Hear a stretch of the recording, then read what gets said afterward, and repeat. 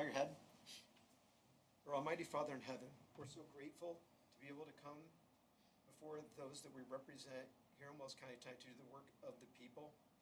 We're also very grateful to be in such a country as great as that we have, that we're able to celebrate 250 years of democracy over the past weekend. We ask that you continue to be with those who work hard every day for us to enjoy this democracy and this freedom that we have, from our firefighters, first responders, our military, police, sheriff's departments, and everyone that works diligently so that we can enjoy this life that we have in the United States. We say these things in Jesus' name, amen. Amen. All right, the first order of business is to approve the meeting minutes from our June 2nd meeting that Lisa had sent out. I did not see any corrections relating to those notes. If there are no questions, do I have a motion to approve the minutes? So moved. Thank you, Brandon. Do I have a second? Second. Thank you, Vicky. All in favor? Aye. Any opposed? Okay. Appropriations, we have drug-free community. If you want to come on up. And everybody should have, that was passed out when you were here, CADA report for what you're asking for. So we receive money that is allotted for us to hand out each year. This year we have a total of $20,114.61. There is a spreadsheet with the organizations that requested money from us, the amount that they requested. We sort of divided it up equally between the people for each particular category. So I think at this point we're just asking for approval. I will point out there is one small correction, and I'm really sorry. In the very first block under the applicant agency, the chamber membership annually went up by $5. And so I fixed it in the requested column, but I did not correct it in the recommended. So it's the requested amount that we're looking for. Okay. And this- Out of curiosity, Sure. I see that both Bluffton and Norwell, but no Southern Wells. Did they just not apply for any grants from Southern Wells? Well, that's what Vicki and I were discussing earlier. We did Oh. not receive any grants from Okay. them this year. They do have a new principal, and so maybe they weren't aware of some of the deadlines, so she is going to follow up with Okay. them. I know there was some issue last year where they submitted it, we didn't have it, it was kind of a mess. So this is actually the second year in a row that they have not received any money from us. Okay. Any questions? All right, if not, do I have a motion to approve the additional appropriation for drug-free community? So moved. Thank you, Steve. Do I have a second? Second. Thank you, Brian. All in favor? Aye. Any opposed? All right, thank you. Thank you. Let Public Safety, Sheriff, if you want to come on up.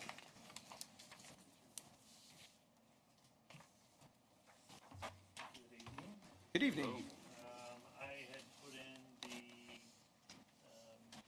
appropriation for $250,000 for the jail matrix. If we remember at budget time, the increases were approved. At that time, I'll just pin it on you. Yes. I was advised that that would be paid out of lit. The budget was shorted $250 at that time, and was told to come back and request that out of lit this year. So, being halfway mark, Yep. we're not negative by any means in that, but I figured now would be a great time of those done this month, so we made sure we put that in to cover that, and that should be put in to cover that as well. Okay. Yeah, I remember doing that Typically, last time. we are understaffed, and we have extra funds, but we have been fully staffed on both jail and deputy side for several months, most of the year, so Okay. that's what that's for.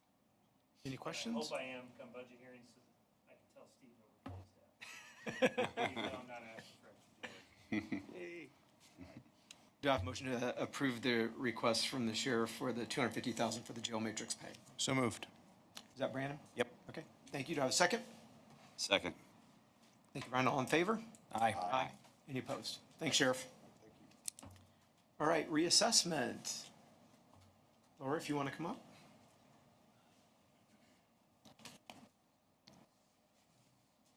Good evening. Good evening.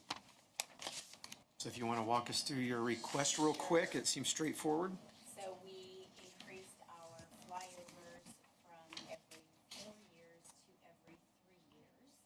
And in the contract, it talked about the 53,000 and the 83,000, and I thought that the 83,000 took the place of the 53,000, but it didn't.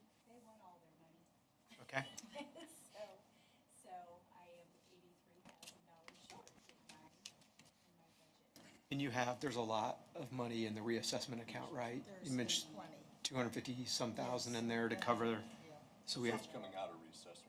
yeah, Coming out of the reassessment fund. so nothing out of the general fund at all. So how long does that cover for? The, The 53,000 is to finish out the contract for last year, and the 83,000 is to start the new contract that began this year. We had a flyover in March, so we But have it- all new GIS pictures on our Beacon website, and that's every 3 years now? yes. It'll be 83 every 3 years, not 83 plus the 53 It's 83,000 every year. every year. And it will be for the next 4 years. And they will do flyovers every 3 years now instead of every 4 years. So you're paying them even when they're not doing anything. Yes, so. To maintain, it's to maintain the GIS website, Right. yeah, So that includes the GIS website that, as well, yes.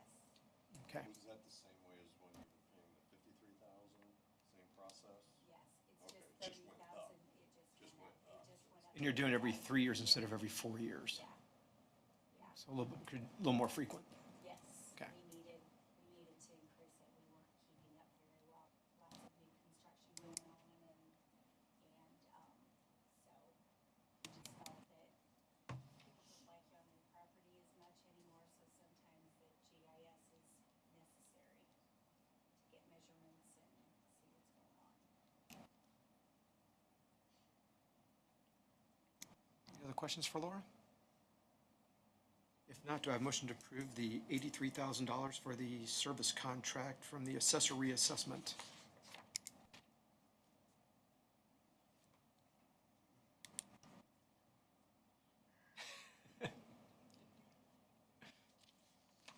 I'll make that motion. Thank you, Scott. Do I have a second? I'll second that. All in favor? Aye. Any opposed? All right, thanks, Laura. All right, and then we have a Wells County CASA grant.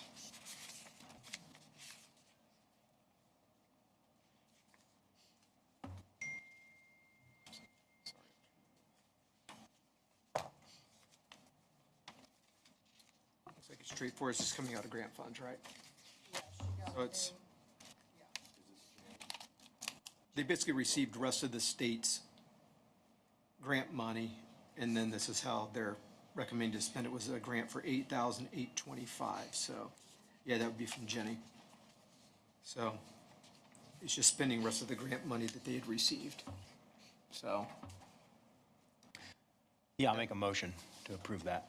thank you, Brandon, do I have a second? I'll second. Thank you, all in favor? Aye. Any opposed? Okay. And then the last one we have, which is a little bit unusual, I think we had one of these a little while ago, but it's actually a appropriation reduction for economic development, and that is for $600,000 that actually is going back into the capital development fund. It was money that was actually spent in 2025, but budgeted for 2026. So they're putting the money back in. It was partially for the pool, and what was the other one, Lisa? And the regional sewer district. So, does that make sense? Yeah, I'm a So, little confused on that, what city, Yes, capital? the pool and the RSD were budgeted in 2025 to pay, but it was getting towards the end of the year, we didn't know if it was gonna be paid, so we also budgeted it. But it got paid out in 2025, and so they had, So it come out of capital instead of, is that what you're saying, Ken? Come out of capital instead of lit economic, or that's no, the it same? came out of economic development. it was It economic paid out- development lit. It came out of economic development lit for both the RSD and for the pool. Because we have a capital development fund, right, that pays Yes, for our, yes, the bonds and and this things of that wasn't Had anything. nothing to do with that, right? Nope. No, Okay. yeah. It was just paid out in 2025, but it was budgeted also in 26. So now we're freeing up. So did we just do Freeing an up that additional in year. 2025 then? Is that what we Yes, we did? did. So we did an additional in 2025 and also subsequently budgeted for it in 2026. So we don't need it now. So it's going to go back in. Make that motion. Second. All right. Thank you, Brandon. Thank you, Steve. All in favor? Aye. Any opposed? Okay. It's a rarity we get money back, so. All right, Scott, if you want to come on up.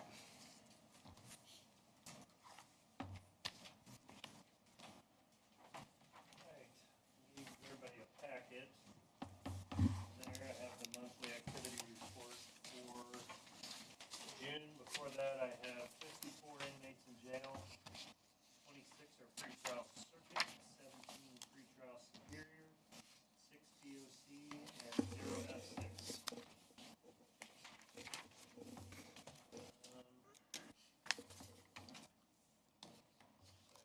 Activity for June, after that is the monthly report of income generated so far this year. We don't have DOC per diem payments for May and June on there yet. Joe Commander was on vacation, we didn't bother her on her vacation to get those numbers, but I assure you that they will be on the next one. Nothing out of the ordinary there. I also supplied the monthly courthouse, stat sheet that, courthouse supervisor, security supervisor, gives to me monthly. Kind of get a general idea. We had, about 2,500 people that entered the courthouse over 21 days, so quite a bit of traffic, through the courthouse.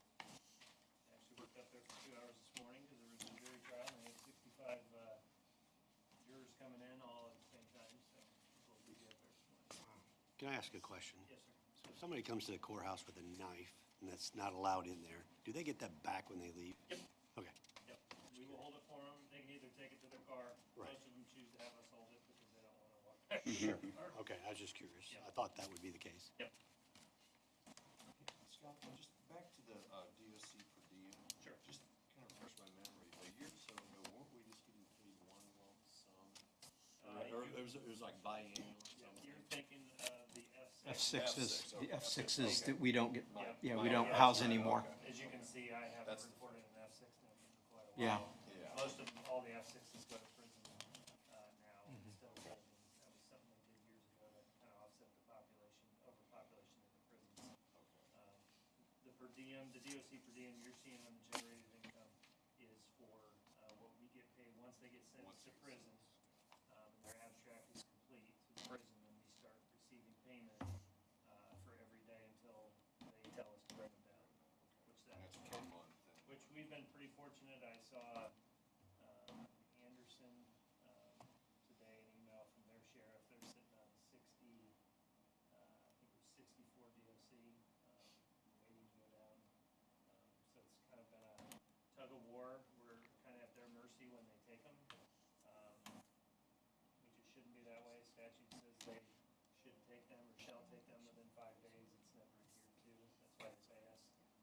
But some of those jails, we haven't been an issue. Out of our 6 DOC, actually 5 of those are parole holds. So if they're on a parole hold, which if they're out on parole, sometimes they will, if they violate parole or a minor violation, they will put them in jail for 30 days type thing. Or if, I know one of them's on a DOC retake warrant, like he violated, they filed a warrant for him through DOC and he'll actually go back to prison. So, so sometimes those DOC numbers that I report, we're really only sitting on one sentence right now.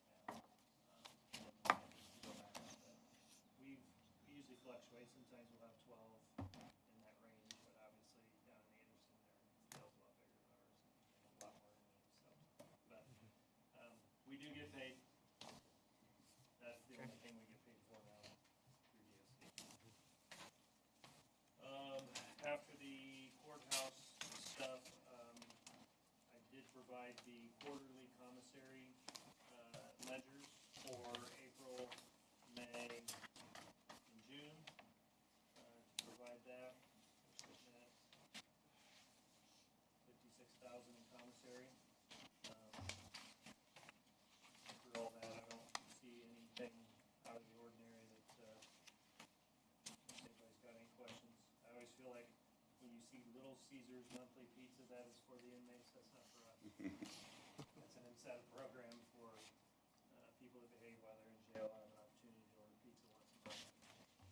So not everybody gets it.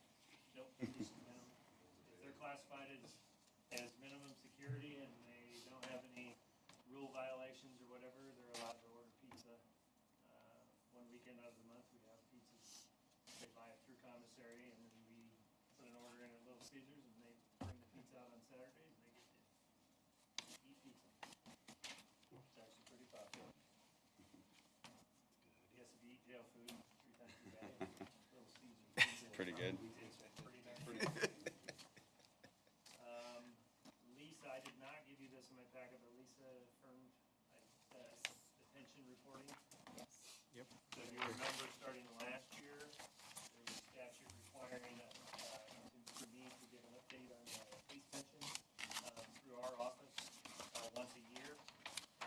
Their form's a little weird. I only did it once last year, so I kind of called them again this year to have them walk through. I think there's 10 total pages.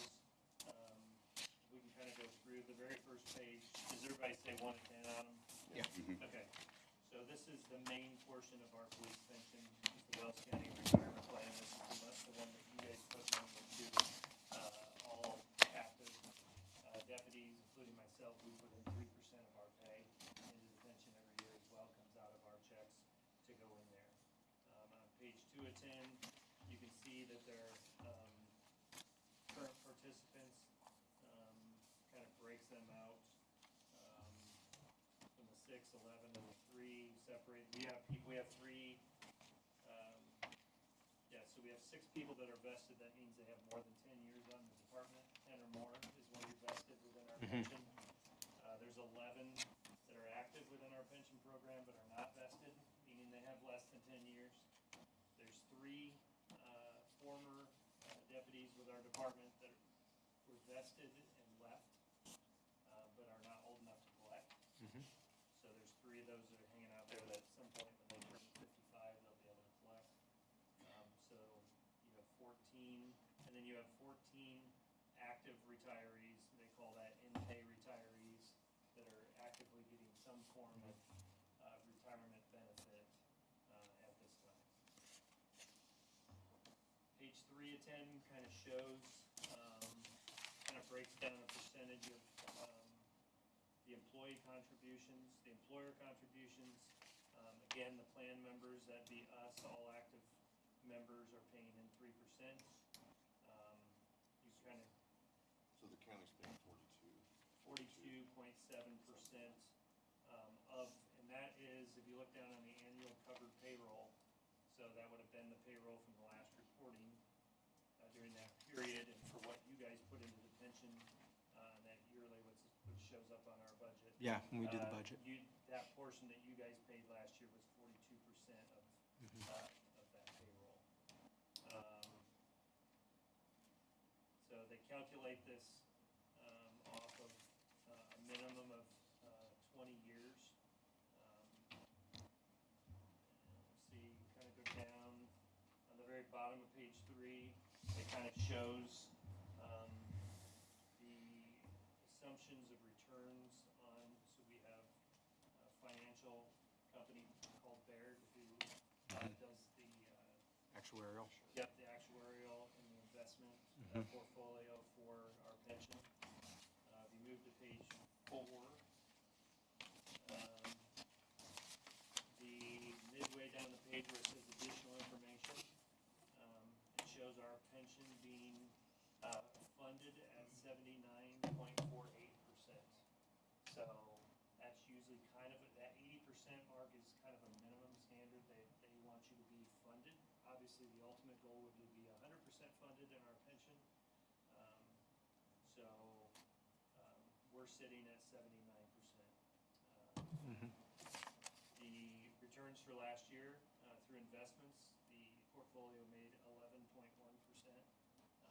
on their returns for investments, which was pretty good. That was for 2025. There was $390,000 paid out in benefits to retirees. And then you can kind of see that the bottom there on page 4 kind of shows how our investments are broke down between equities, fixed income, and cash.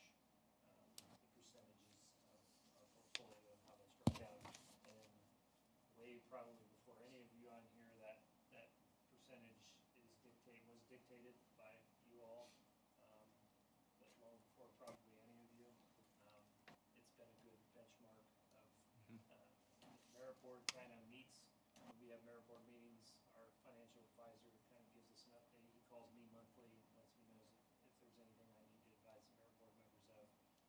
attention if we see things, if something needs moved, out of equities or the fixed income and those type of things.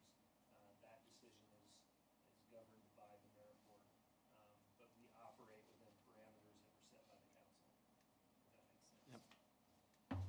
Page 5 How- shows. Sheriff, how often should that be reviewed by council? If we haven't done it since any of us have been on council, is there any liability that this body has not looked at this for, I would say, 12-plus years, that even just from a due diligence standpoint, should we not weigh in more periodically on that so that there's not a complaint that we were too conservative, too aggressive? I And think I could probably get what those rules are. I don't even know if that's something you have, but I know. it, go ahead, None Tom. of us are even on that merit board. The merit board makes The the merit decision. board is made up by myself and the Yeah. deputies. But didn't you say the county approved this allocation way back So before the any of us were on allocation is there? Basically, the parameters of, and I remember this years ago, not from the inception, obviously I wasn't around since its inception, but when Pete Cole was on the council years ago, he wanted to put everything in stocks, right? Yeah. You know, he was an accountant and everything else, and so back in the day when they did the inception, there was some parameters set, and the basic ones are, you don't want to put all your eggs in one basket, right? And so they set parameters that you can't allocate more than a certain percentage of the funds in stocks or in the equities and so forth. But the other one was that the investment firm, their benchmark was to at least get a 6.5% return on the portfolio. And they've, ever since I've been sheriff, they've met that. Obviously, last year it was 11 point something percent. So I think that's what you could review. Well, I'm just thinking that if this body was one that initially picked this allocation, which is great, I don't have a problem with it, but I'm just wondering if there's not a liability here, if we haven't revisited it in 20 years, could somebody come back and say, have you done your responsibility as a council? By not at least saying we went through the process to confirm that this is what we still And want I to can do. contact. If you don't mind just checking on that, and you can Yeah, get back see with if me that's on something, it. 'cause I know they've said that they would come, present anything to you guys and maybe do. It's more just checking the box to say from a due diligence standpoint, have we as a governing body, if we haven't looked at it in 20 years, and if you're looking saying, no, we don't, there's no liability on our end by not looking at it, that's fine, but I just wouldn't want to get tripped up on something. Yeah, the great thing is we still have the same guy that started our pension 20, almost 30 years ago. Yeah. He worked for Morgan Stanley when Morgan Stanley got out of the police pension business. He went to work for Baird, so we've had the same guy. Fortunately, he's totally familiar with us. He remembers Pete Cole. Yeah. He remembers when they came and pitched the inception of the police pension back in those days, to do that. But yeah, I'll talk to him. If you don't mind just checking to Yeah. say if we have to reaffirm something every so many years to be safe. No, and I think that's kind of why this came out too. Yeah. With some of the pension stuff was, I think you guys invest in it, you've seen a short sheet of what it helps to keep the pension funded. Yeah. And, this was a requirement a year ago that kind of gave us, so we could kind of give a health checkup to you guys so that you had an understanding of how many people are drawing from this thing, how many are, where are we vested as far as percentage, and those type of things. And I think that's why they kind of had us do this, is to educate, the council or the fiscal Yeah. bodies on, the health of that. Because I know there are some counties that they didn't pay anything into their police pension. There is a minimum, that minimum standard is actually statutoral, to pay. Yeah. Where they've had some counties that, they didn't have the money and they didn't put it in there, so. Okay. So they're in a lot worse shape as far as, we're at 79%, which is pretty good. There's some counties that are only 50%. And that basically means is if everybody works, gets vested, does their 20 years and collects at 55, that's that projection, which is on page 5. Yeah. Which we've moved to. The projection would be to be fully funded for not only today, but for the future. You need 13 million in that police pension. If you go down, the total liability pension as of today is only 10 million. So they're factoring in, cost of living increases and pay increases, with future people that are, 4 and 5 years on the department right now. So, you can kind of see how that's calculated out. So you have future and present value and projected benefits versus the total pension liability is at 10. And then the plan, as it sat as of this reporting, we are sitting at a balance of $8.3 million in our pension portfolio right now.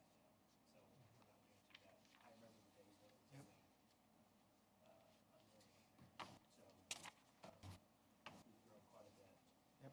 Lastly, on page 6, this portion is where it may get, it shouldn't be really confusing, but there is a supplemental benefit, death and disability portion of our portfolio when it comes to the pension.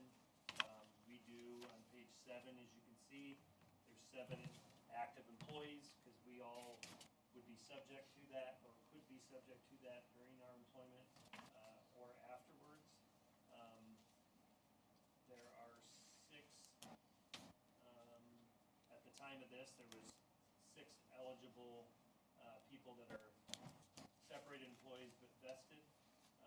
There are 2 people on our pension that are in pay or are currently collecting the death benefit portion of that one. Their spouse was a deputy at the time he retired. They now passed on. In the benefit. Their spouse gets a death benefit, which I think should be reviewed by council down the road because I learned this as well in all this, that our death benefit is only currently is $200 extra a month for that surviving spouse. Now they have to be married at the time of retirement and they have to still be married to him at the time of death to be able to collect that. And for children, it is only $30 a month per child, which I think is very, very low. They are the state statute minimums. I asked the pension guy, what is he seeing with other counties? And he said that they have seen counties raise that death benefit to $500 a month and kids at a cap of $200 regardless of the number of kids. If they have 10 kids, there is a cap to it. Those might be things down the road that you Okay. guys would consider. I mean, we have some young guys in our departments that have kids, and if they got hurt in the line of duty or even killed for that fact, and I had to go to them and say, hey, the pension's gonna pay you $30 a month for each of your kids, that's pretty low. So, that's something that's been Yeah. there for years. We've never had to deal with it, so I would recommend, if not me, the next sheriff. He's aware of this. We were on the phone together. Sheriff-elect was on the phone with me as we went through this, so I told him these were probably things that we should look, next year or those type of things, as far as seeing what that would do if we added or raised those benefits. Again, it's the same stuff on page 8. The employer, the portion of your payment is just a 1.5%.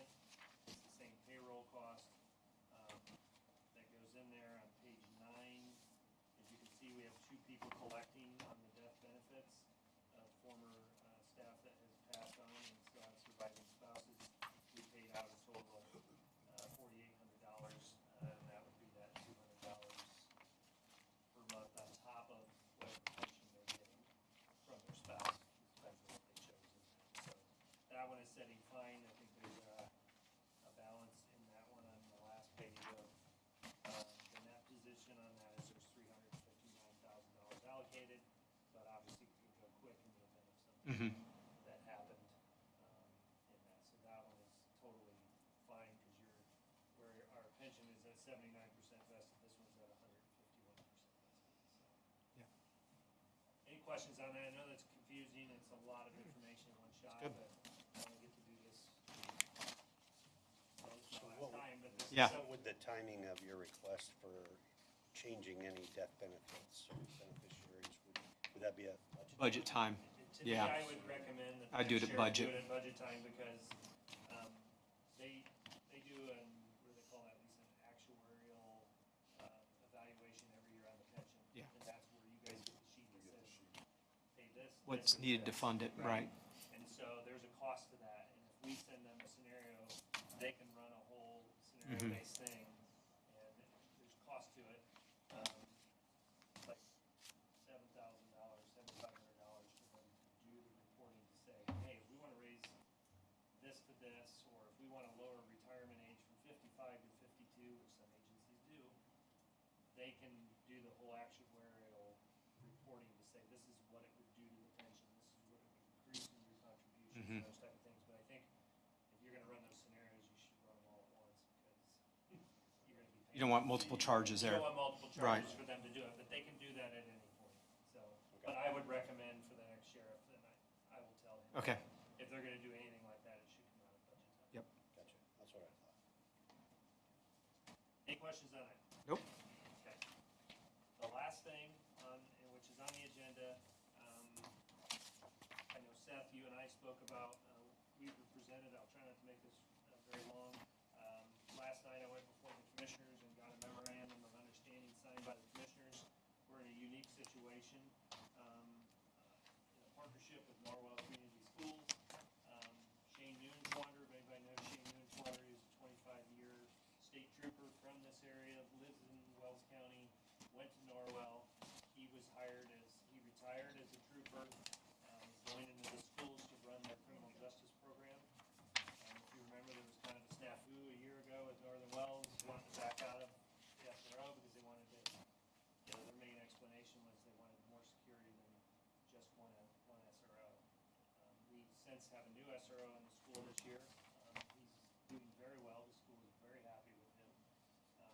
When Shane retired and they hired him, we were presented with an opportunity to say, how can we partner with Shane? Shane, 25 years, master trooper, former canine handler, FTO.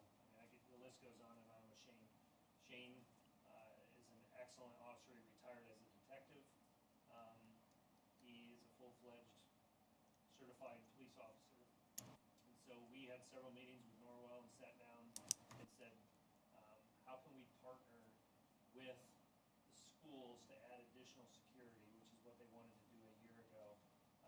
What we come up with was, as the sheriff, I have the statutory authority to appoint Shane as a special deputy, and what we want to do is keep Shane's training and credentials current as an officer, so that we have 2 officers within the school. We do most of our training in-house, but we would like to send Shane to SRO school. He does not want to be an SRO, but he would be somebody that could be in the school. When our SRO is off to a different campus, like the elementary school or Lancaster, if Shane's still at the school, we would still have somebody that would have police powers within the school. The special deputy status would only be for the purposes of safety and security within the school system. He's not going to work the road for us. He's not going to be out pulling over cars. It would just be for the security of the school. So we sat down with Ted Storer. We come up with a memorandum of understanding. Ted really turned it into a very well organized, I would say, lawyer lingo to cover all the bases. I met with Sheriff-elect Swindell and myself met with Seth to kind of talk about this and explain what we were. I think it's a win-win for us in the school. They're very happy. They just renewed their 2-year contract with us for the school, which just got approved last month. So they're fully committed to another 2 years of the SRO program. And I think this benefits both the school and us.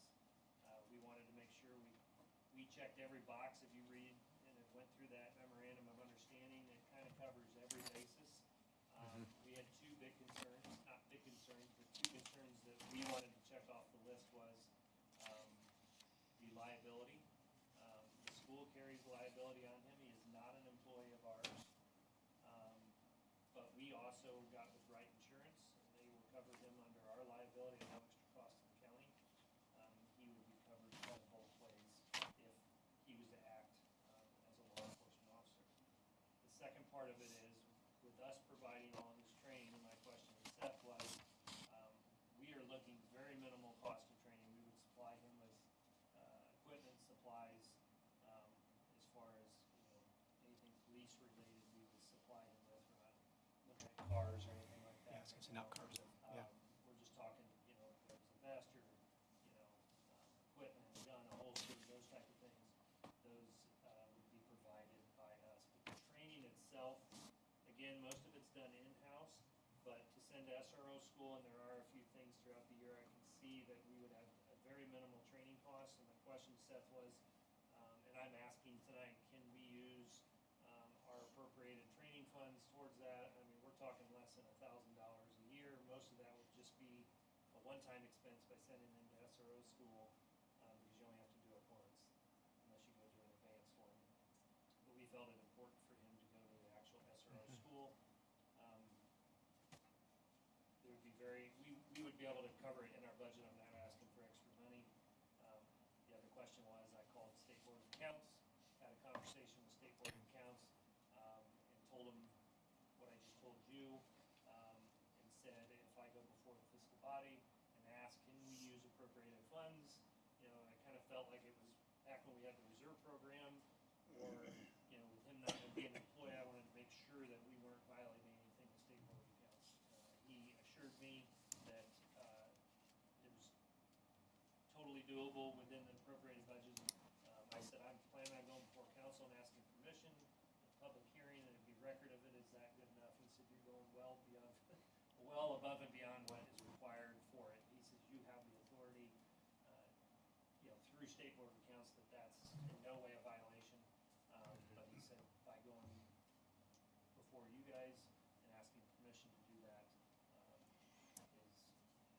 you know, more than what they would require, but I'm asking to do that. I think when we talk, that training aspect is so important because they're dealing with, a road officer is different than dealing with kids in a school. Yeah. So that was one of the big things I really was saying, is if, that he would need that SRO training.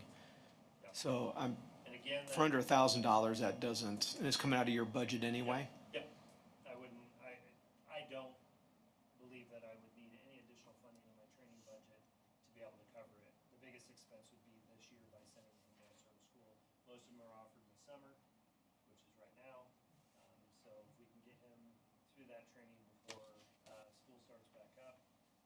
As officers, we have mandated training we have to complete every year to keep our certifications. That's what we would uphold with him to keep his certification.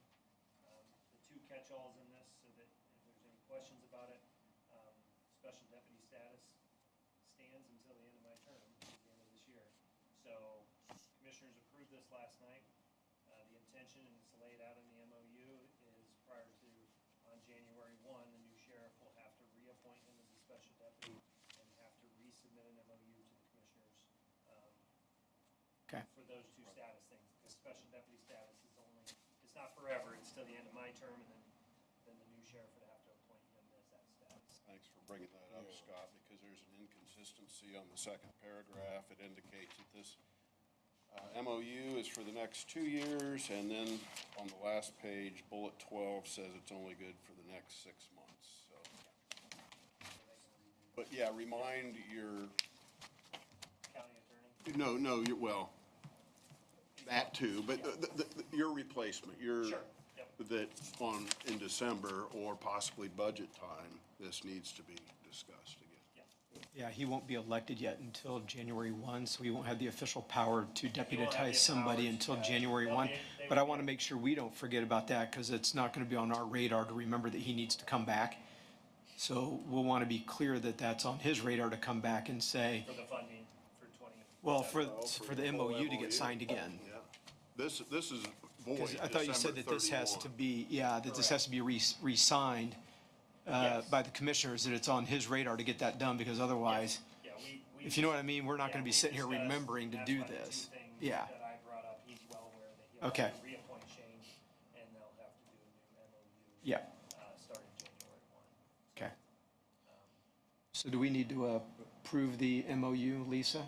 Or if the MOU is commissioners, already approved. yeah, commissioners already did it, so we This don't would really fall need to in- do anything on our end. All I'm asking for is the ability to use appropriated funds out of the sheriff's training budget, for expenses, for Shane, for that special deputy status to go through training. Again, most of it's in-house, but we would like to pay for the SRO school. It's a week-long school. We do need to make a motion to approve We get that. it done before the school. Yep. Okay, Is so we there could a do, we reason could go why ahead and. Norwell isn't paying for that? That's, I think it's part of the partnership when we sat down. There is a huge benefit to us. Yeah, I mean, I'm just asking. Financially, I think our stake in it was that we would supply equipment and we would do all this training. And I think that was one of the downfalls with Norwell and the direction they wanted to take, is they what they were wanting to do, they were gonna have to start their own police department. And for them to be able to train and keep certifications going all year, that was impossible. And they know they can't do the training in that aspect. So I think when we put our heads together to be able to utilize Shane, and for Shane to be able to, willing to do that, and it is a benefit to us, and being less than $1,000, it's like, we're the ones that have to send him to the class. And if he was an SRO for us, we'd have to send him to the class. So, yeah, I mean, we could have asked for it, but I think Norwell was willing to do their part and let us utilize him as well, even though he's their employee and we're not paying him. So I thought it was kind of minor for us to do that. So do I have a motion to go ahead and allow the sheriff to pay $1,000 for the additional, up to $1,000 for the additional training of the new deputy that you want to call him at Norwell? So moved. Question before Yeah. that. In the last school board meeting, was that updated, the contract, that you said 2-year contract? Because, a year ago, we went through this Yep. conversation, and then I didn't know if, did it get renewed, Yeah. updated, was the Because you cost saw back? something in the paper that. Yeah, was on and the that's why agenda, I- You and reached I- out to me. Yeah, and I That want was to, just for the regular renewal of Deputy Gers, who is the SRO in the school. our original agreement Yeah, with our- Norwell Community Schools. Yes, and those were 2-year agreements. And on those updates, was there, I assume there was some increase in costs and Yeah, things of that nature? We did. Because we've obviously Yep. raised our, So when we redo those contracts, I would redo the whole financial thing. We meet with the superintendents and we updated that. So I think there was about a 12% increase so was on there, average for both schools. okay, so there's been increases to help in this situation with, as far as funding this, right? For the $1,000 Yeah. or, I'm not trying, I know No, it's. no, that's totally. That's a separate- That's totally separate. That's the from this. individual Yeah, that's why I there don't wanna now. get Okay, confused. okay. We have our SRO Okay, program I'm going. with you there. Yeah. Okay, This would help supplement that. Right. okay. Um, We're on our own all the way with the Correct. $1,000. Yeah. So I have limited training budgets, I would rather not put, I don't expect it, but, to exceed $1,000. I just want the ability to be able to use it. Right. I don't know if capping it, I would project it to be that, but I'd hate for it to go over $50 and they're gonna come back and ask for $50. I'll make that motion, Seth. in So we just say response. for, For training purposes, Okay. expenses to come out of my training budget Right. out of the sheriff budget. thank you, Scott. Do I have a second? I already had a motion on the table before. Scott, So you're first. I was first on that. Scott, you're a second. Second. Okay.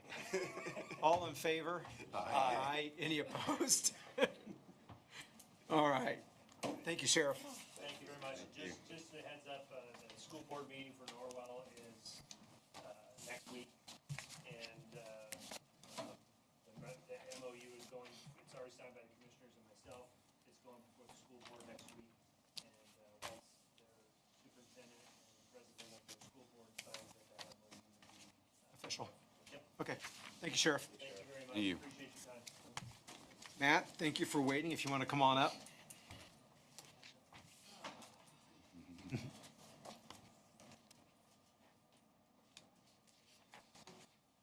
Good evening.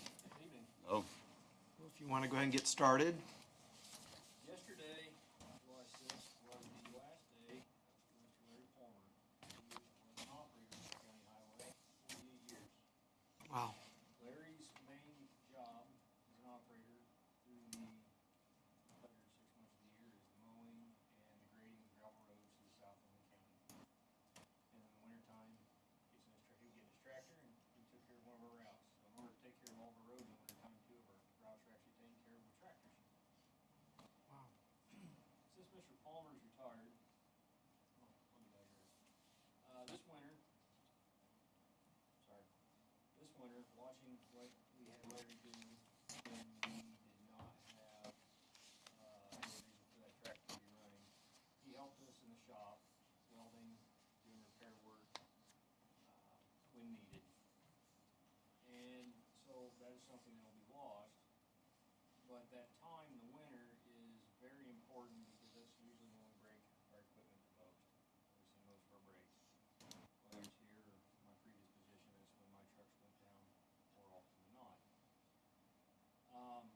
My proposal is one of my mechanics is interested in becoming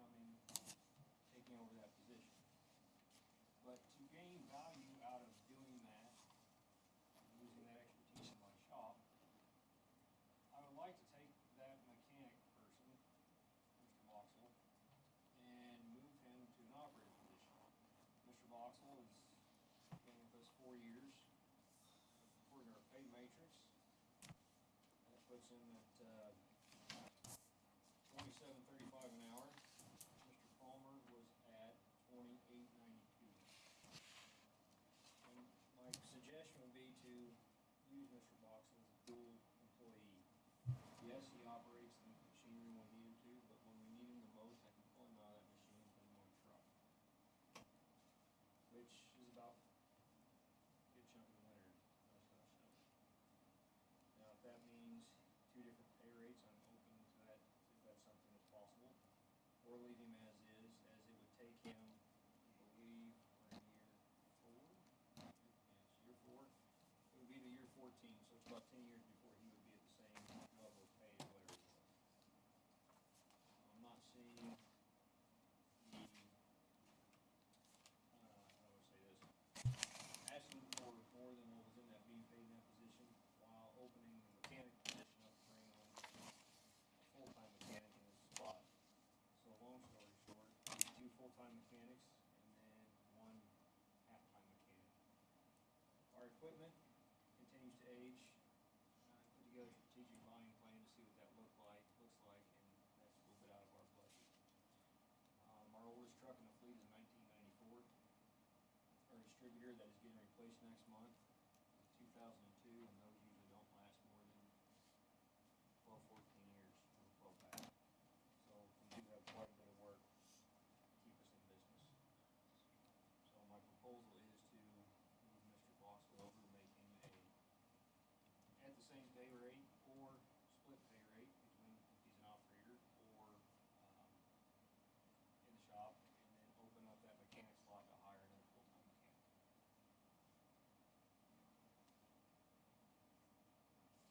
So he's a mechanic now? Yes, sir.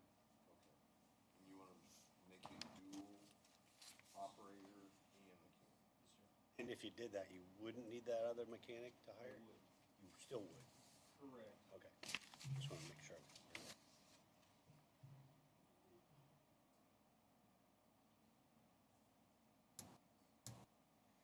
And so the higher of the two pays for an operator and a mechanic is the operator, correct? Mechanic is the higher pay. The mechanic, The mechanic is a higher. Yes, 33% more. I think I'm a little unclear.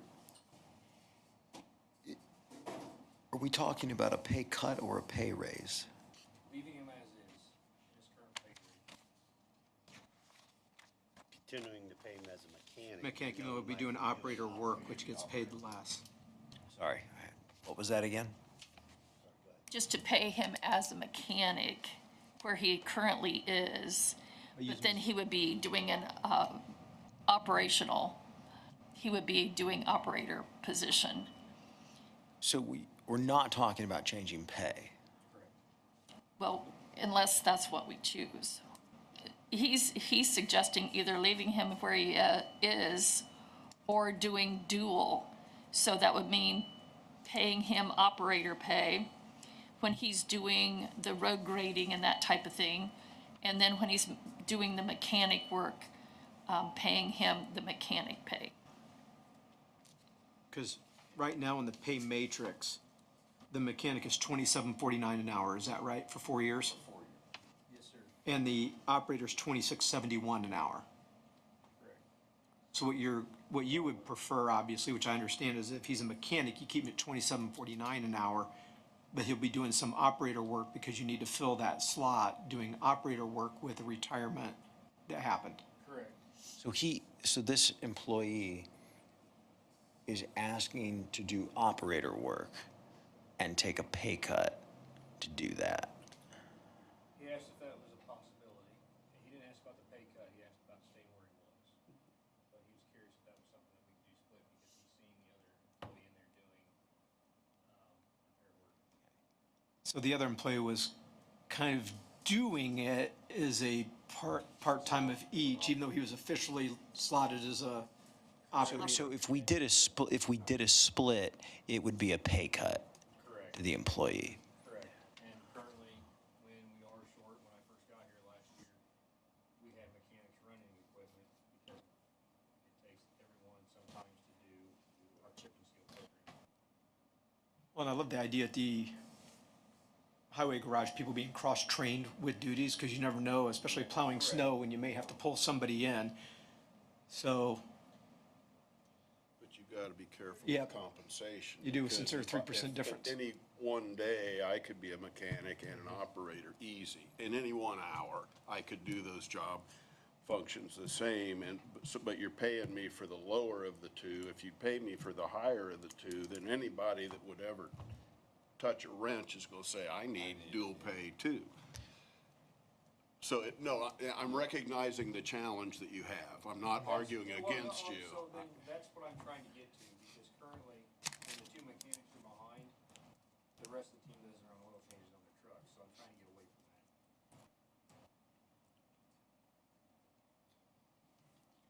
But I feel like you open up a new can of worms, what you were just talking about, Scott, if we don't keep it where, okay, operators get this, mechanics get this.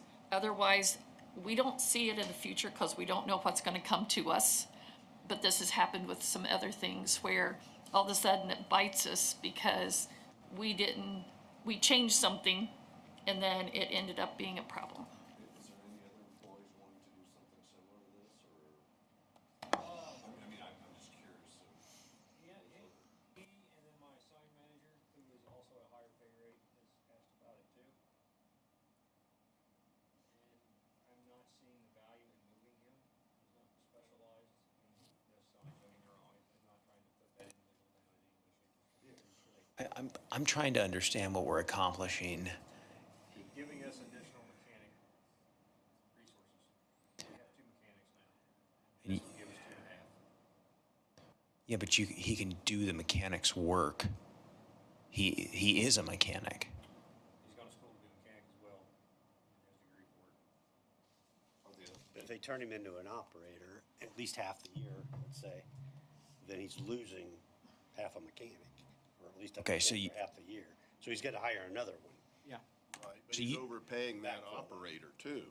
What's He's that? gonna be the highest paid operator, because he's If he's- getting if he mechanic keeps the wages. mechanics for and being wages an to be able to- operator. So do you need another mechanic? Yes, sir, I'm trying to not do that. I do not want to add to the team. Okay, so you want to free up this guy's, but he is a mechanic now. So if we move him to operator, I am not following this. So, it's all right, so, Hey, Matt, gentlemen, wants Matt, I don't think your mic's on. That- Hello, is that better? Yeah. Thanks, Brian. I'm sorry, sir. This individual likes being a mechanic, but in the last 3 to 4 years since he's been with us, a lot of that time he was on his own and has been very well burned out. Our equipment is not in the state it should have been in. We did inspections this year. The amount of oil leaks, coolant leaks, brake chambers, bad brakes, electrical wiring. The gentleman that I came in here and talked about making a mechanic, bringing in as a mechanic lead, he actually had to take one of our trucks because the previous supervisor couldn't understand what was wrong with the lighting. And the story I've gotten from the team was he just went in there and hacked up all the wires. And then we brought in a new kid fresh out of college, and he took I don't know if anyone ever sees trailer lighting, but it's a 4-color wire, right? Just little wire. That's how our truck was wired up to run the brake lights. That's the type of stuff that we're running into, and we're trying to catch up. And it's gonna be a while before we're there based on the age of our equipment and being able to get parts. Currently, you have 3 mechanics. I got 2. You have 2 mechanics. Yes, sir.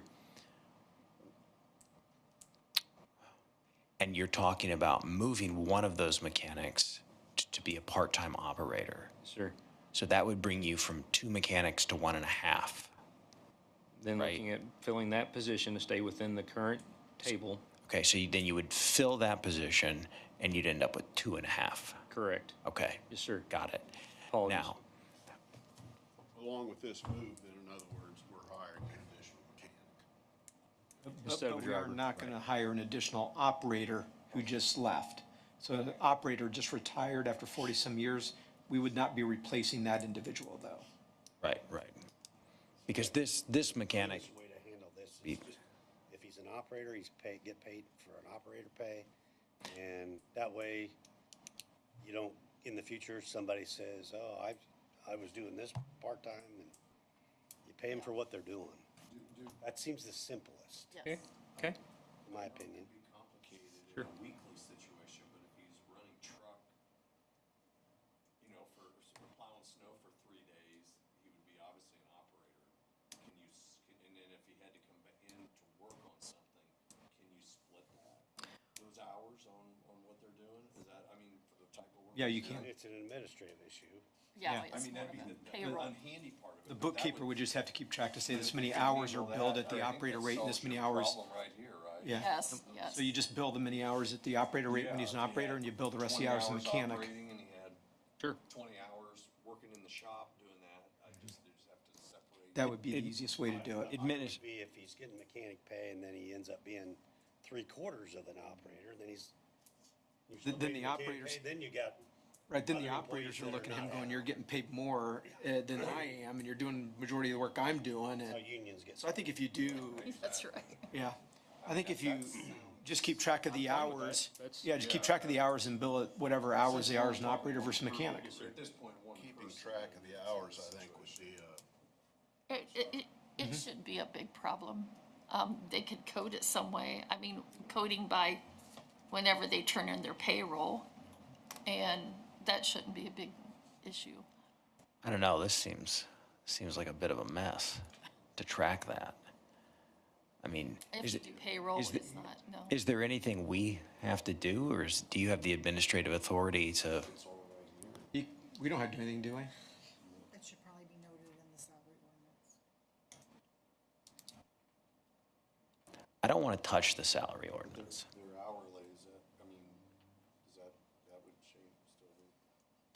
Because if State Board of Accounts comes in and holds his payroll and he's an operator, but he's getting paid for mechanic, they would wanna know why. So we would need to pass an ordinance that basically would allow to bill at the appropriate number of hours depending on the job they're doing. Just a pay rate. The pay rate for operator and the pay Well, rate yeah, so I mean, for- but we have to state that in the salary ordinance that we're allowing that to happen. I would think it would be Okay. documented Yeah. right there, yeah. do you have the ability to do that, to pay an individual two different rates within a day's time? I guess that's something I had to talk to right stuff. Okay, we haven't got that far in the right stuff yet, so apologies, Lisa. I would think should they'd ask be you that able to- beforehand. I think you'd be able to do that. I mean, The other, is that unprecedented in the county and the highway department? so then if that individual would do, if you would have a operator come in and, change a spark plug or a lens on a light, now they're gonna want higher wages for that activity. Oh, I think that's not really, I think this is a decision he's bringing to us. I don't think for somebody to be an operator and changing their light bulb is probably something they're going to think that they need to be compensated. If one, I agree, yes, if one person can get two different rates doing two different jobs, everybody else is gonna know that, and they're gonna figure it out, they're gonna crack that nut, in my opinion. Is Nathan a certified mechanic? He has his associates from, over in Ohio. I mean, I would think that would make him a little more, Yeah, you'd have to have some credentials. yeah, Yeah, you just don't. yeah. I mean, it's easy to say you're a mechanic, but if you're actually certified, that gives you a little more pull. Correct. I think, I understand where you're coming from, what we've experienced in our past. Yeah, I mean, I understand completely. so, I mean, I feel like you could easily tell somebody else that's like, hey, I changed the light bulb. Be like, well, that doesn't make you a mechanic. I don't know. Right. But, I'm assuming right now, most of them go to the mechanic and tell them to change lights. Yes.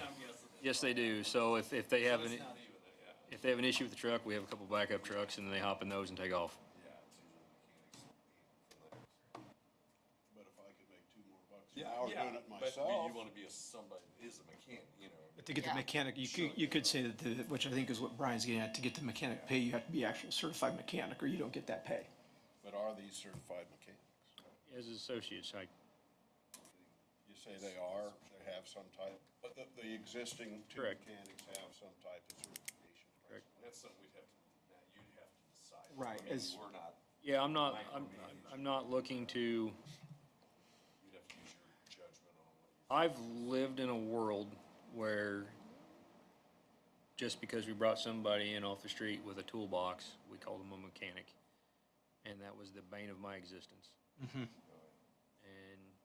you want to believe me, head up to Fort Wayne in a snowstorm and try running the interstate. And I guess that's one of my concerns is that if we don't have some flexibility there, we do get a snowstorm. And now suddenly the mechanic's like, well, I'm not gonna volunteer to go do roads because the compensation doesn't work out or because we're not allowing it. So we could handicap ourselves inadvertently by saying, all hands on deck, well, all hands but these over here, because we're not allowing it. His primary role in a snowstorm would be that tractor, sure. Pays, I know this isn't the answer, just an observation. The pay between an operator and a mechanic isn't that far off. If they were the same, this entire issue, we wouldn't have. But I'm not. But we changed that. Yeah. And that's why, Scott, I see what you're saying, but I think because that pay is so different, I don't think an operator's like gonna go, I wanna be a mechanic for a few hours, because being a mechanic would be, there's no way I could ever do it. I'd be lucky to drive something either, but trying to fix it, it wouldn't be worth the extra. So what do we So need? counts, so what would we need? I'm with Brand, I hate to change the salary ordinance, being with the fact budgeting is already gonna be coming up. Is there a way, Matt, for you to continue to operate and put this together the way that you need to until we get through the budgeting process here? And we have our budgeting meeting starting in August already? Probably, that's If the right thing you to could do do on that, and then let's actually handle this during our actual budgeting, because we told the judge that, we've told others, if we're changing a salary ordinance, we need to do that when we do our budgeting and not in between cycles, or you do open up more people to coming to ask. Matt, you've been with us a little bit, Yes, sir. a little while now, where you've had an opportunity to review the pay matrix with, come to us with a pay matrix that's going to be flexible enough for you, that's going to work for you at budget time. And maybe that means, as Scott said, making the operator and the mechanic the same pay. Maybe it means something else. But budget time is the time to come to us with those solutions. Okay, I'm open to that. Matt, I would also be interested to see, you talk about aging fleet of vehicles and equipment. I know those things are extremely expensive, but what do we need to plan for in the future? Because we've really never gotten a good plan for the future on what these items are gonna be costing us, and how do we start to appropriately save for some of these if we're gonna need it? So I can send you my spreadsheet I have. I put together a spreadsheet of mainly our major items: trucks, tractors, the backhoe, excavator, distributor. We just bought the new force feed loader. All the major equipment's in there. Right now, if I replace stuff within a lifespan that those items still have. And Brian, I am so sorry, sir, but I don't feel like I'm picking on you because you and I have worked together on this. But when I don't want us to be able to just take a truck and take it to the sale that you would see at the state, and it brings scrap value. Trying to get our trucks on a 12-year rotation is where I would like to be. To get the road graders, the backhoe, the mini excavator on a cycle to where they still have value as trade-in, so that way we lower that cost. I'm also in the process of trying to find, some counties have been able to do like truck leases. Right now, to do a full truck upfit, a chassis, the last chassis we bought was $146,000. That's just a chassis. I have 3 budgetary quotes that we'll come in and talk about next month to do the upfit. The cheapest one is $179,900. So for a full truck, we're over $300,000. Right? Those are Tandem's, right? Yes, sir. I'm not looking to purchase any more single axles. Single axles have their place, but I'm not seeing it here at the county because we are a little more multifaceted, and since we have such a smaller fleet, that truck needs to be able to do everything. So to get us on a 12-year cycle, where we're at, our trucks span from 1994 to 2023.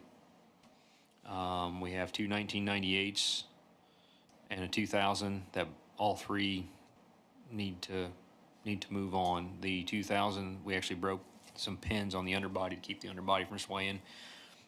It took us 6 weeks to get somebody to answer us if we could get the pins because they're no longer made.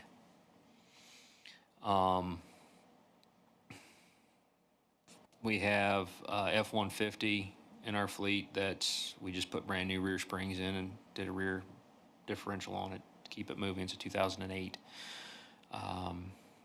So I like to see it get replaced eventually with a crew cab vehicle with a Tommy gate, lift gate on the back, because in order for us to get all out to a job site, you're taking multiple vehicles instead of maybe just one or two to do what we need to do. And it's costing us fuel. Maintenance-wise, this was the last year for Cummins to build the engines the way they're building them. Now they're going to be, after this year, coming out with the new after-treatment system. Boy, that's great. That's another $20,000 on top of the chassis I just mentioned. So I was hoping to try to get 2 chassis this year. It didn't happen. But it's going to continue to get worse. A new grader is $500,000, and we have 2. And sadly, they were bought in the same year instead of off. So that way, we may not have to eat that cost in the same year. So I'll get that to you, sir. That'd be great. Well, thank you so much, Matt. I appreciate your time. Thank you. Thank you.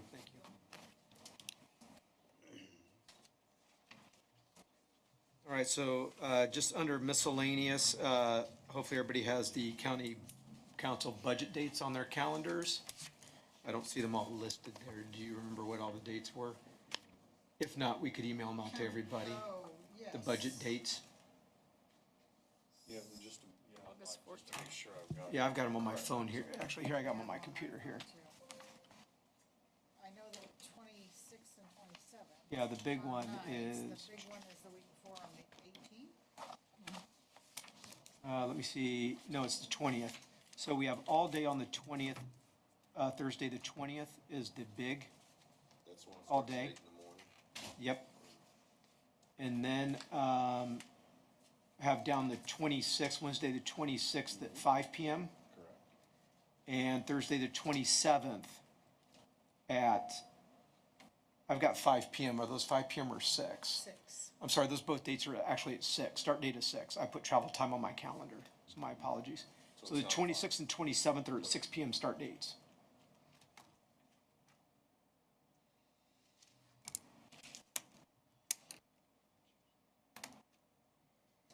So those are the dates that I saw on my calendar. Hopefully that match yours, Lisa. I'll email those out again tomorrow. Okay, and then we do have the 2026-1 updated salary ordinance. Yes, well, the 2027 council budgets, approve your budgets for Okay. 2027. So, yeah, that one is, there we go. So in your packet, there should be our county council budget. Basically, for right now, we can deal with this actually when we do the budget, but I did not, as most of you are aware, I got with all the county heads and said, give me 2 budgets this year, one that would be normal, one with a cut, because we don't know yet what our revenue is fully going to be as we look out into the future. So I felt like it was appropriate for us not to have any pay increases for us when I'm asking everybody else to also cut their budgets. And the only thing really in our budget are all of our pays.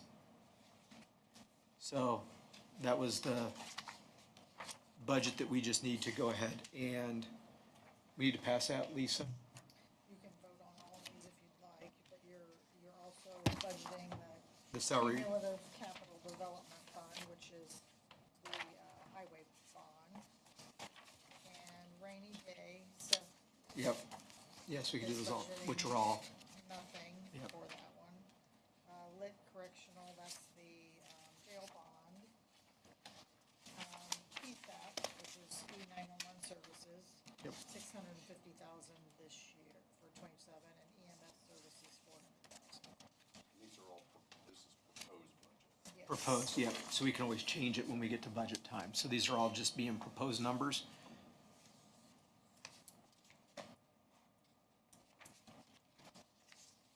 So there is, yeah. Does anyone have any questions over those numbers or amounts? Did we just do away with rainy day budget just because? Right, yeah, with the unknowns of things coming, I just did not budget anything for rainy, or I recommended that we didn't budget anything for rainy. Again, we can change that if there's the opportunity to do it.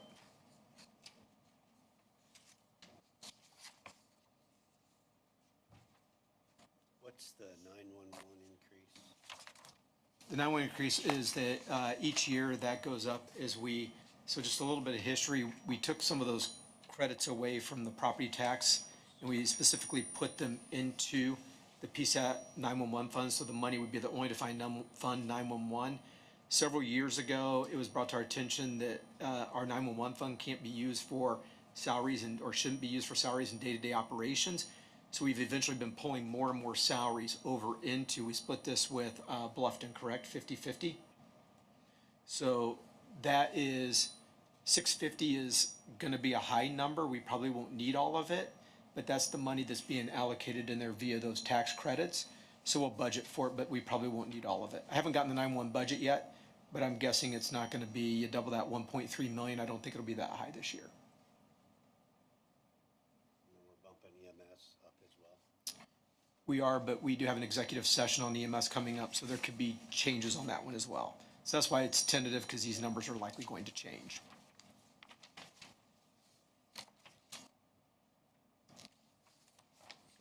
We need motions. Yeah, I was gonna make it ready to say, do we have a motion to go ahead and approve these budgets as So presented? moved. Thank you. Second? Todd, all in favor? This is for all of them, right? This is for all of them. Okay. Yep. Proposed. We're all proposed, yeah, proposed is not final, but yeah, No, yeah. Aye. All in favor? Aye. Any opposed? Okay. And then the last one is the 2026-101 salary ordinance. Yes, and you have done a few changes, this year. You approved Dewey Randall to work a month in January to help His train the retirement. new.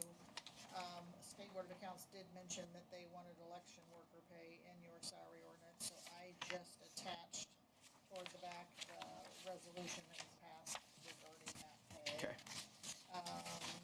Also, probation's removed the secretary position and added part-time.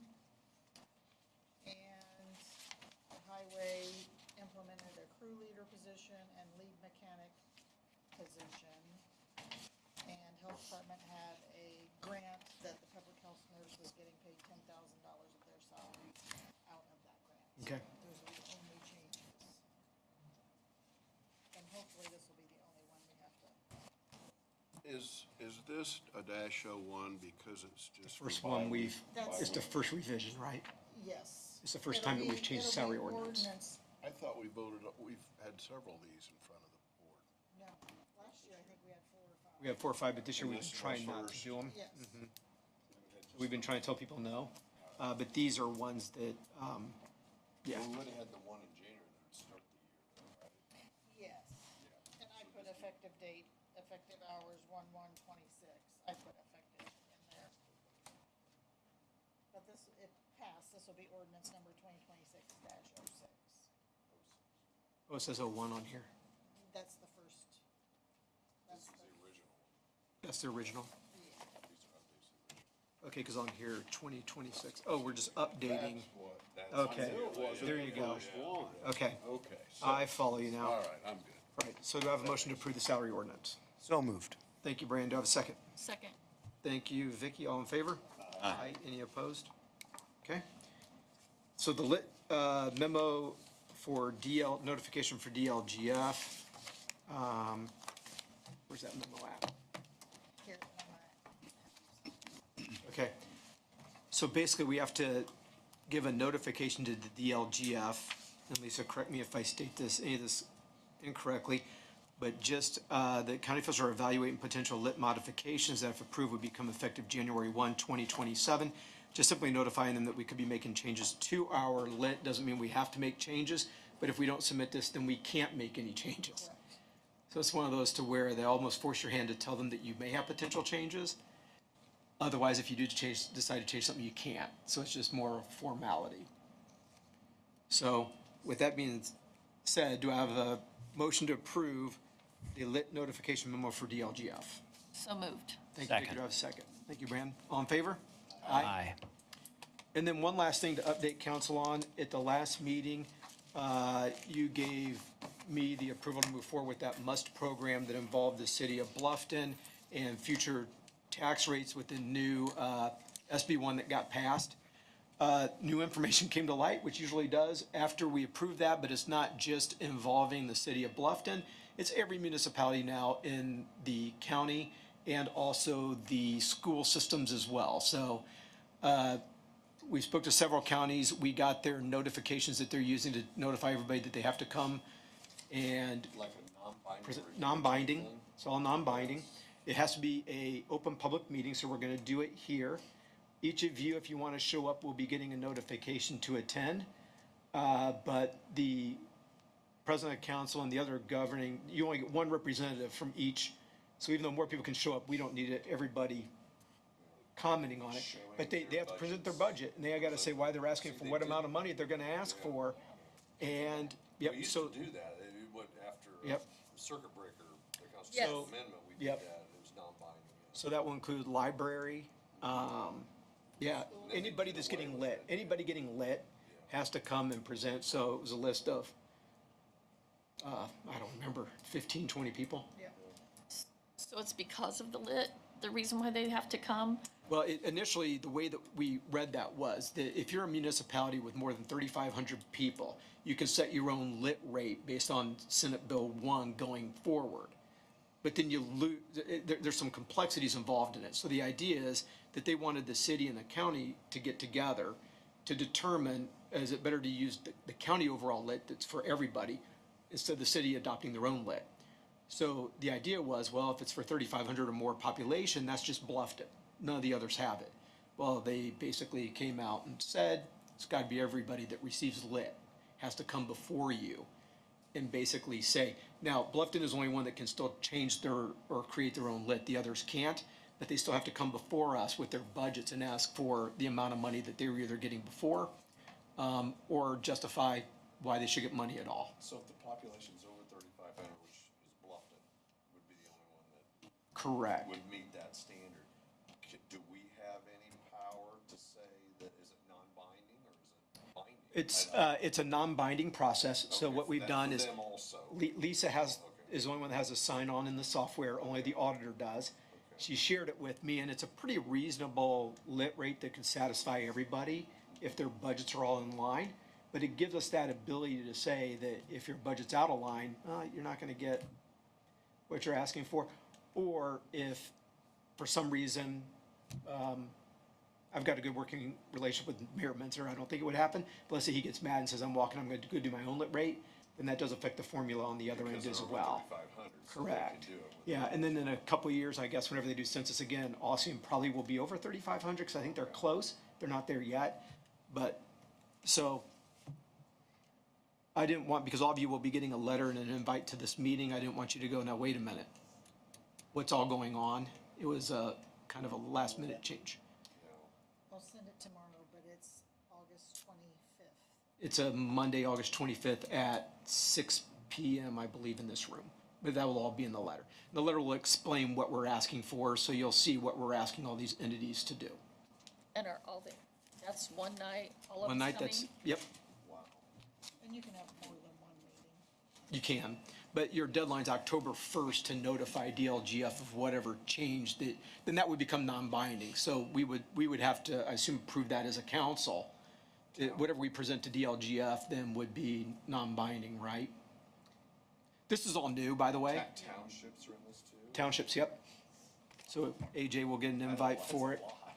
You're telling me, I'm not sure I would have necessarily agreed to do all this when I dove on that grenade to say I'd be happy to do this, but it'll be a good process. Other counties have done it, and it's actually gone pretty well, I guess. I know 2 or 3 counties that have done it. I don't know, probably more have, but They're suggesting everybody do it after August 20th so that all financials are in from the DLGF and the. so yeah, I just didn't want you guys to all get blindsided when you get this invitation and go, now, whoa, wait a minute. What's happening all of a sudden? So it was like anything else, some things changed along the way and we're gonna, Is county council sponsoring this to be, I mean, the, for them to come to us, or is it? yeah, all the notifications were that the county council, and they just had to put a person, they said the president of county council. Okay. Everybody comes before, and then Okay, what that's how we it do used is to we draft, create it, and then all of us then would decide if that's what we want to do. So it's not a unilateral decision at all on my end. We all would have to agree in the end that this is what we're all willing to do. So if you can make it, that would be great. If you can't, it will be live streamed, and we could probably record it even.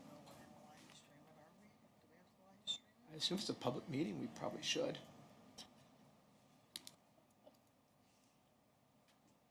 We probably should live stream it. So that way maybe somebody can't make it in person, they can live stream it. So anyway, just an update on that. If you have any questions, let me know, and I'll tell you as much as I do know, which is pretty much what I've said, but. So, all right, anything else for the greater good? If not, do I have a motion to conclude the meeting? So moved. You Steve, a second? Second. All in